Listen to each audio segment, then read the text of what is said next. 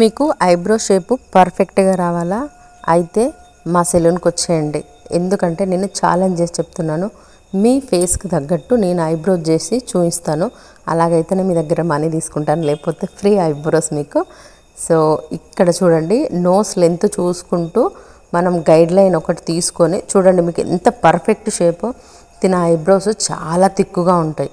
ఆ తిక్కుగా ఉన్న వాళ్ళకి ఏంటంటే కొంతమంది చేయాలని చేస్తారో, లేకపోతే వాళ్ళకు షేప్ లైన్ అర్థం కాక చేస్తారో కానీ మొత్తం సన్నగా చేసేస్తారు.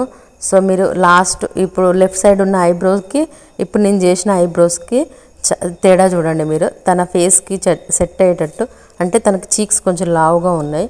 సో ఆ లావుగా ఉన్న ప్లేస్ నుంచి నేను యారో తీసుకొని చేశాను. సో ఐబ్రో షేప్ ఎలా ఉంది అనేది మాత్రం కామెంట్ చేసి చెప్పండి ఖచ్చితంగా. సో మీకు నచ్చిందా లేదా అనేది కూడా నాకు తెలుస్తుంది కదా. నా ఓవర్ కాన్ఫిడెన్స్ తోటి నేనే బాగా చేస్తాను అంటే కూడా కరెక్ట్ కాదు కదా. సో మీకు తెలుస్తుంది. ఇంకోటి వచ్చేసి ఐబ్రో చేసిన తర్వాత పైన మాత్రమే హెయిర్ కట్ చేస్తారు. ఇలా కిందికి దువ్వి మనం ఇట్లా నీట్గా కట్ చేస్తే షేప్ కూడా చూడండి ఎంత నీట్గా ఉందో.